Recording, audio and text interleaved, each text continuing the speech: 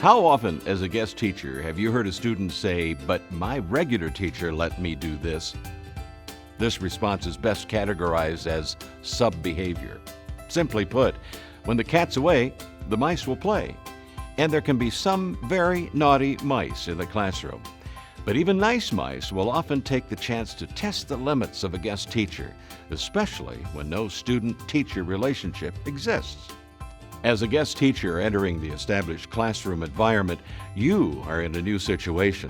Students will want to test their boundaries to see what they can get away with. Rarely, challenges in the classroom are about you. While it may be difficult to remember in the heat of the moment, it is important to not take this kind of misbehavior personally. Instead, proactively establish a student-guest-teacher relationship. This will make for a better day and a more managed classroom. Establishing this relationship begins at the morning bell. Greet the students at the classroom door, fist bump them, high five, shake hands with each student as they enter the classroom, and direct them to the warm-up activity that you prepared in advance.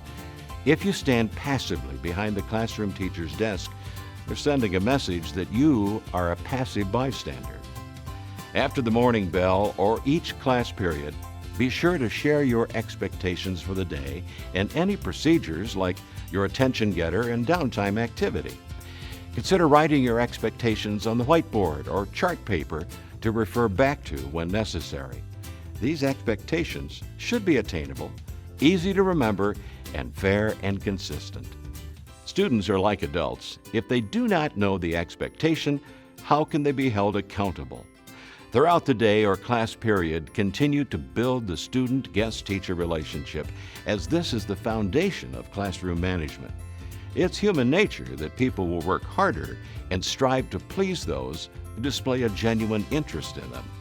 For a guest teacher, building a relationship in a short amount of time can be difficult, so it's important to know the basics behind this process. Fairness. Students are looking for a guest teacher who is fair in their eyes, someone who treats all students the same way. They want a guest teacher who has consistently high expectations for everyone in the classroom and does not treat some students differently. Appearance. How you dress does matter. If your clothing shows that you're serious about your profession, then students will pick up on this.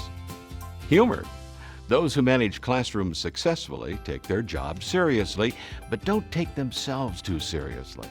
They deflect situations with humor. However, they're not sarcastic and never find humor at a student's expense. Courtesy. An aspect of effective management is treating students as you would like to be treated if you were a student. If you approach the class by yelling, losing your temper, or scaring the students into submission, it paints you as a bully, and students will either fear you or rebel, and neither situation makes for a comfortable environment for learning. Respect.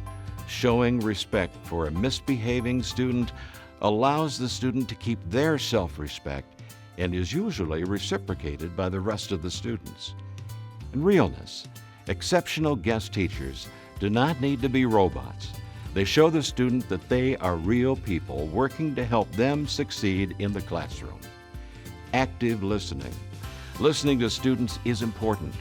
Asking clarifying questions and restating what the student has said helps to better understand students as well as de-escalate tough situations.